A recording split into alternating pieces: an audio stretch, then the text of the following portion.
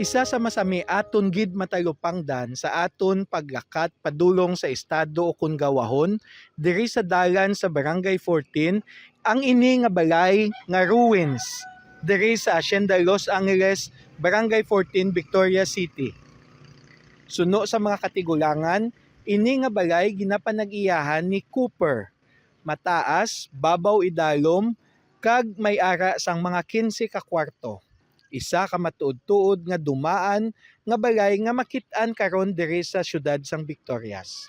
Sa amon pagsaliksik, nagwa ang pangalan nga Cooper sang July 2, 1930 didto sa Supreme Court decision kung sa diin sa istorya sang pagpakontes sang Victoria's Milling Company sang may pinakadako nga production sang 1926 hasta 1927 para sa mga categories A, B, kag C nga sugar planter kung sa diin ang category C nga gindag-an sang isa ka nagahingalan nga Francis J. Cooper mayara sang isa ka 100 and up hectares nga plantasyon sang tubo.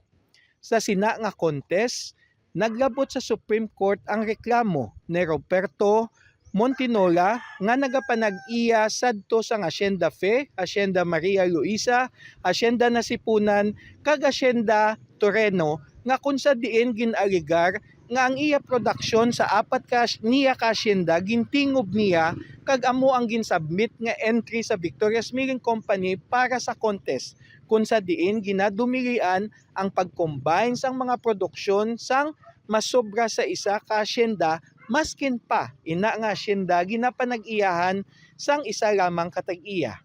Kag adto nga contest gindaog ni Francis J. Cooper. Ang isa pagid ka instance nga nagwa ang ngalan ni Cooper diri sa Victorias amo sadto sang 1940 sang tion nga ang bilog nga probinsya mayara gid lamang sang apat ka radio stations, ang duwa nahamtang sa Bacolod City, ang isa nahamtang didto sa Ilocos sa Sagay, kag ang isa nahamtang diri mismo sa Victorias nga ginapanag-iyahan ni Cooper. Ayhan bala ining Cooper nga ginasiling sang mga katigulangan diri nga nagapanag-iya sini sang isa ka madako nga mansyon nga karon ruins na lamang kag nangin isa na lang siya ka floor kag nangin bodega na pero sadto anay isa ka madako nga babaw idalom nga mayara sang 15 ka kwarto. Ayhan bala ginapanag-iyahan sang nasambit nga Francis J. Cooper. Sa padayon nga pag-istorya sang mga katigulangan, ini nga balay diri sa Los Angeles nga ginapanag-iyahan sang mga Lopez ginistaran man kuno sang isa ka Lopez mismo nga pamilya hasta nga sila nagsaylo na dito sa Bacolod kag ini nga balay ila na gid lamang ginpaistaran sa ila nga enkargado hasta nga nagdaan na hasta nga sa malawig nga panahon amo na sinikaron ang kahimtangan sang ini nga balay.